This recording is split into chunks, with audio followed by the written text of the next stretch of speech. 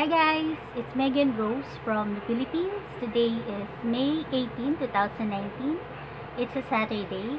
Welcome to my channel. It is called Gantsilyera, a show and tell of crochet and craft related items. So what have I been up to this past week? I was busy putting up the character first tutorial series that I have been working on, and I'm happy to announce that I have put up 4 of them, and there are going to be 10 of them on my list, but I don't know if I'm going to add to them because someone has requested for a Hello Kitty and a smiley one. So this past days I was able to put up 2 of them, and they are the owl one and the fox.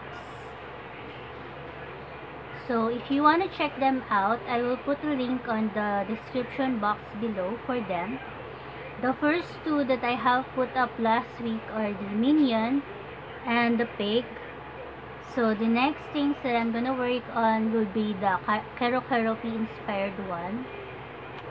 So if you want to check it out, please do, and please comment if you have some suggestions about them. So I'm glad that I have put that up. And recently I have been working on the variegated yarn that I purchased from China, and I have made some small projects using them. And the first one that I have made is a cell phone pouch that I use a moss stitch for. So this is it, and this fits my cell phone very well. And this is using some moss stitch, and it is a very reversible type of cell phone pouch. But I like this part better than the inside part. So for that I have made 2 small projects, and they are the coasters. I haven't weaved in the ends yet. So this is the first one. I have heard from Miss Jan that I have used the wrong term for spanglers, or the ends. I was supposed to say stragglers because I have heard from another tutorial about that, but I think the term is wrong as an alternative for ends. So I'm sorry about that. So I have used the same type of yarn for the coasters that I'm hoping to give to my aunt. So this is one of them, and another one is this one. So I have used 2 of the variegated yarns now, and since I want to try out small pieces of crochet pieces, I worked on granny squares because granny squares never gets out of style. They are always new to you, or they are always in, because I frequently see on movies or shows that they still use granny squares. I have seen them on bed covers and afghans. So I wanted to make granny squares again, so I started 2 of them, and for this ones I'm going to make another round of using black yarn. And I'm thinking of making some type of afghan or a tabletop for it, but it is still in the works. I'm just accumulating it or collecting it as I go. So since I love making that, I have learned how to make the granny triangle, if you can call it that. So this is the first time that I have tried a granny triangle. And as I have seen from the pictures online, they also use it as bunting, and that is also one of my goals as to make small pieces of crochet items. So I have worked on that, and yesterday Sophie was asking if she can crochet. So since I have used the chenille yarn that she's practicing on finger crochet, I wasn't able to teach her that again, but she has improved a lot in finger crochet, so it wouldn't be wasted that I have used the chenille yarn already. So since she's asking me, I have made her use this leftover yarn from the granny squares, and I was teaching her how to hold the hook and how to hold the yarn, and it took her some time to be able to do it, but she was able to make about 5 inches of chains. But the only problem is it's not, some parts of it are in the front and some parts is in the back, but with practice I think she will improve. So I'm still going to let her do that and teach her whenever I can, because she's really interested in it and she is determined to learn. And she picked up this other yarn, this pastel colored ones, because when she was asking me yesterday, she saw me working on this tumbler holder using this mercerized cotton yarn. So she really loves the colors and she wanted to try it out, but since I was working on it, I wasn't able to give it to her. So she just picked up from my stash and decided to use this one instead. So these are pastel colored yarns. So that is Sophie, and I have shown you most of the projects that I have worked on. I have also was able to assemble this throw pillow for Mama. It became very long, and for the inside, what I did was I picked up a flat foam and I cut it and saw the side parts and put inside some fiber fill, and I also sewn in the upper part of it and put it inside of this knitted piece here. And after that I closed it and seamed it. So now that I have shown you, she will be able to use it now. So that is a throw pillow that she's going to use for her back. And I have some more coloring update to show you guys, and I have finished most of them, so Sophie can work on it next. It's such an experience working on this coloring book. So the first one is this Goldilocks and the Three Bears, and I tried different colors for her hair. I was able to use the yellow and the brown one, but I ran out of the orange, so I used the brown instead. The next one is Sleeping Beauty, and I don't know if her name is Aurora, but it is she is Sleeping Beauty. And for her hair, I used different shades of pink.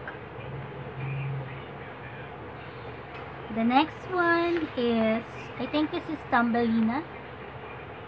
So she's sitting on a flower with this bird beneath her. And the last one, this one I am proud to show you guys because I enjoyed working on it. And for her dress, this is a bride princess.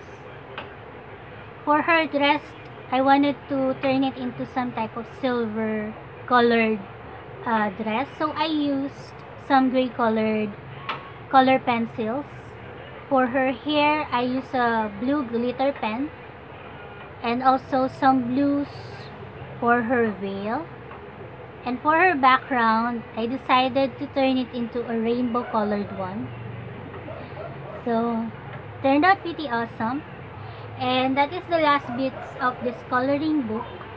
I'm gonna try to work on the coloring book where there are Bible verses next, but I think I wouldn't be able to show you correctly because I'm using the front cam and you wouldn't be able to read all of the verses on it, but I'm still gonna try to show them to you. So those are most of the things that I want to discuss in all the projects that I have been working on. I don't have any big projects yet. I'm still taking the time browsing for new patterns that I can use for the yarns that I have purchased recently. So I just have one topic here, and because there's an event from Gantsilyera Filipino.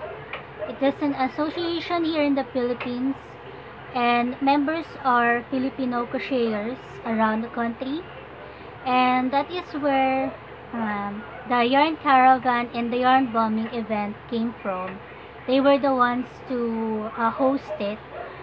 So they have a plan of renting a booth within a certain mall that is in Quezon City, which is pretty far from here.